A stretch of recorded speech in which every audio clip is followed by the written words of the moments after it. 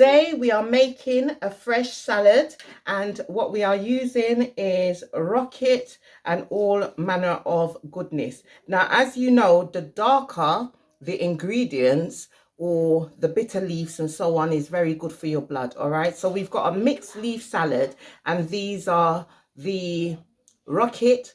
Some people in America call it oregano, something of the kind, but it's called rocket over here. So now we've got the cucumber, we've got some spring onions, which Jamaicans call scallion, and we've got fresh tomatoes, and of course avocado. All right, so we're going to begin by scoring the cucumber with the fork like this. It's going to make a nice intricate pattern which looks very good for decorative purposes for your salad. So as you can see, what I'm doing is gently just grazing the fork to make these fine lines. And what I'm going to go ahead and do is slice it at an angle. So the angle we're going for is just simply like so. Oh yes, I've forgotten one other trick. If you want to make it a lot more presentable in way of design, just peel the cucumber like this in a form of dark green and light green strips. Okay, and guys, as you know, we don't discard anything. As for the skin, you can use it for your compost heap. Okay, so those of you who are getting ready for spring, again, you can use these for your compost heap. So for now, we're going to put it in this bag and set it aside like so. So now we've got this pattern going on. What we shall do is continue to slice it, thinly slice like so.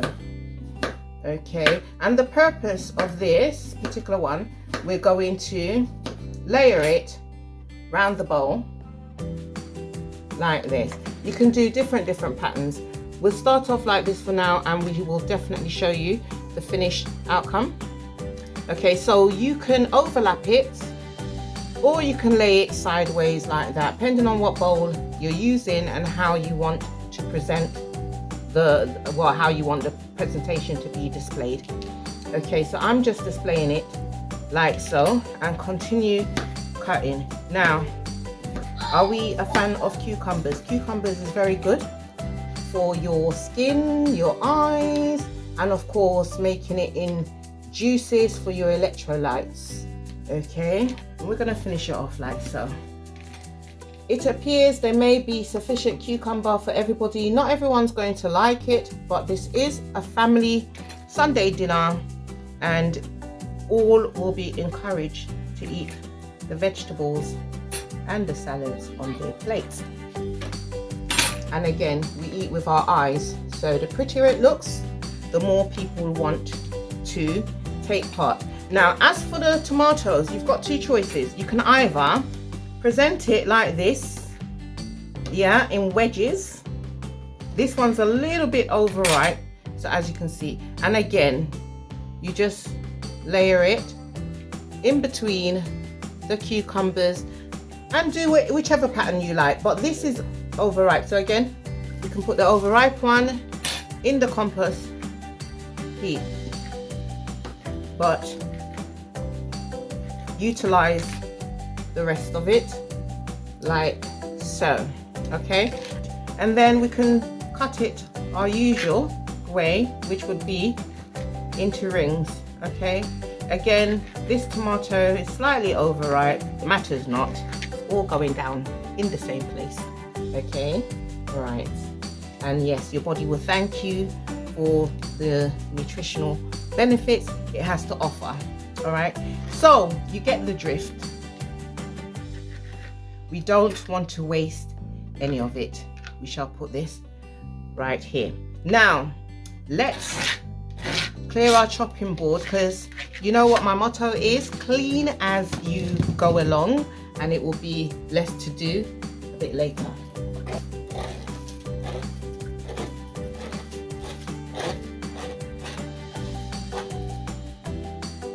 That's it. And then guys, we move on to the spring onion. You can either slice it into 4 or into 2 like so, and mix it in with the salad leaves. And again, remember, this part has the peppery kick and this part is like herb, so it's for aroma, but it also has its nutritional benefits. So we're using both parts. Okay, so for aromatic purposes, yes, you use the green side of the spring onion, and for a bit of a kick, especially to complement the rocket, you use the white side of the scallion. And of course, we're going to finish it with the avocado. And guys, I kid you not, we've already got some debates concerning the avocado, because my beautiful princess that's holding the camera, and this is not my daughter princess, this is in fact my niece, the princess, another one. She's already fussing. Auntie, why do you have to put the avocado? But her nana has instructed, you must eat everything that's on your plate. It's extremely healthy for you. Okay, non-negotiable, you try it. And if not, her mother did say, you can pick it out your plate, but it's going in your it's going in the plate either way. And if you listen carefully, you can hear them both laughing hysterically in the background, as well as the corporate herself. Okay, so truth we're talking. Yeah, because these children of today, if you give them choices, you end up cooking several meals and several salads to accompany it. So yes, be grateful for what you have. You have some people around the world, they don't have side dishes to accompany their meals. All right, so we are grateful. Yes. Okay. Amen. Amen to that.